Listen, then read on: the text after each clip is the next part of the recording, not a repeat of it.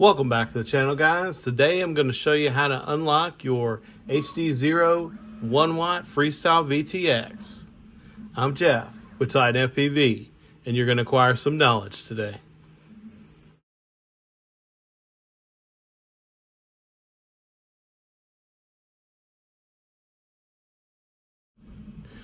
Quick reminder, guys, if you're not already subscribed, please do so. Hit that notification bell. Give this video a thumbs up. Leave a comment down below. I'll get back to you as soon as I can. The moment that we were waiting for is here, guys. The 1-watt Freestyle HDZero VTX is here. Paired with the HDZero Micro V2, it's a great digital experience. So you've got your new VTX installed, but you're upset to find out that it only goes up to 200 milliwatts. Well, there's a reason. You have to unlock the VTX to get its full potential. So once unlocked, you'll also be able to do 500 milliwatts along with 1 watt to get the full range and the max power out of this VTX. So let's hop into it. We're going to load up HDZero's website and go to the download section. This is where we can find the firmware along with the unlock utility. So we're going to grab the unlock utility first. Once we got that downloaded, we're going to go ahead and extract that file. You need to make sure, in this case I have multiple HDZero bin files. Make sure it's just named tx.bin. I'll have to rename this before I flash this file. You're going to go ahead and copy this over to the root of your SD card for your VRX.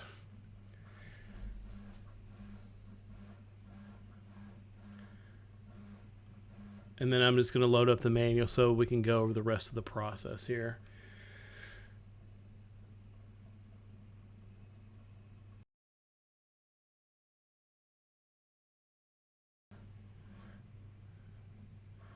Okay, as you see, the HDZero VTX is compliant with the FCC. It's limited to 200 milliwatts before updating. If they only do this if you have a ham license. I'm not responsible for what you guys choose to do.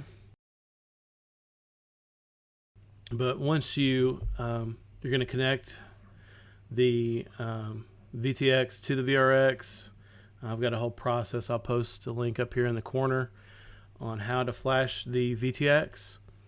You're going to flash the VTX. Once that's done, you're going to go ahead and power the VTX on normally. The blue LED is going to flash 3 times. That acknowledges that the VTX is unlocked. You only need to unlock the VTX 1 time, and it will be for the remainder of the life of the VTX. And then once that's done, you're going to flash the most recent firmware to the VTX, the same process.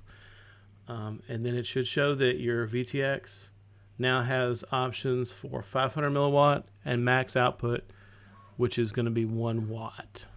Just ignore the pixelation. I did have the pit mode enabled. You'll see that goes away once I disable that.